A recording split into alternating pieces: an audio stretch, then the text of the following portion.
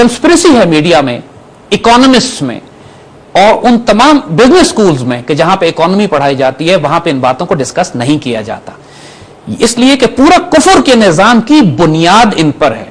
अगर आप इस इकोनॉमिक सिस्टम को समझ जाएं, जिसकी वजह से ये जंगें बर्पा हो रही हैं, जिसकी वजह से ये दुनिया को, कौमों को गुलाम बनाते हैं, इसमें वर्ल्ड बैंक का रोल क्या है, IMF का रोल क्या है, UN का रोल क्या है, कहां ये गोल्ड करेंसी पेपर करेंसी में तब्दील होती है, और कहां ये किस तरीके से ये Zionist banking system, federal reserve और बैंक ऑफ इंग्लैंड और स्विस बैंकिंग, किस तरह ये ऑपरेट करते हैं दुनिया में अपने कुफर के निजाम को कायम करने के लिए। और हमें इसमें कोई शुबा नहीं ये कहते हुए कि देखिए कि जिस मसीहा का ये लोग इंतजार कर रहे हैं यहूदी, मुसलमानों की जबान में उसका एक नाम है, मुसलमान उसको दज्जाल कहते हैं।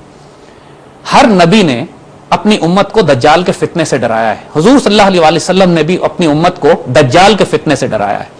ये जो निजाम कायम हो रहा है, ये जो ग्रेटर इसराइल और उसके बाद पूरी दुनिया में अपना निजाम कायम करके लोगों पर गलबा और लोगों पर कब्जा करना चाहते हैं और उनको गुलाम बनाना चाहते हैं, ये बुनियादी तौर पर दज्जाल का एक निजाम है।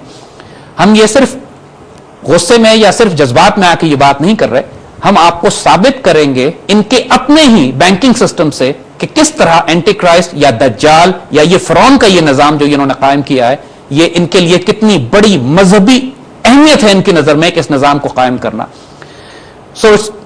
अब जो कुछ हम आगे बात करेंगे वो हैरानकुन भी है, खौफनाक भी है और टू बी ऑनेस्ट दहशतज़दा करने वाला भी है।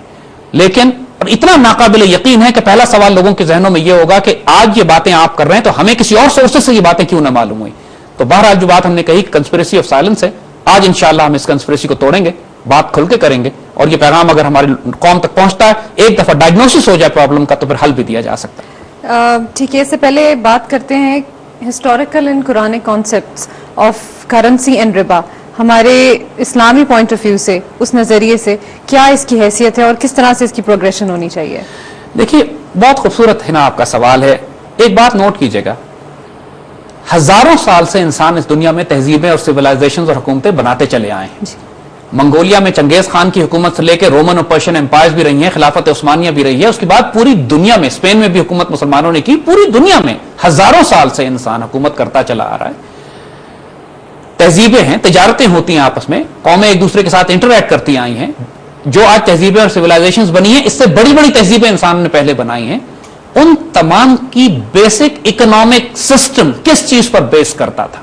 वो था गोल्ड और सिल्वर पे। The gold billion and the silver billion. जो बुनियाद थी इंसान की, सोने की अशरफी या दरहम या दीनार, चाहे वो सोने की अशरफी या सोने का सिक्का चाइना में बना हो, सोना सोना है, दुनिया में हर जगह वो इस्तेमाल होता था, मोहर बेशक किसी और बादशाह की हो उस पर।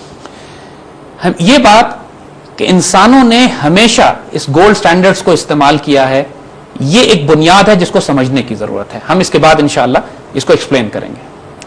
जी जैद साहब, वापस आते हैं तो फिर इसी टॉपिक को यहाँ से कंटिन्यू करते हैं। अभी आपने छोड़ा है गोल्ड एंड सिल्वर बिलियन पे, वापस आके इसी बारे में बात करेंगे। हम मिलते हैं ब्रेक के बाद।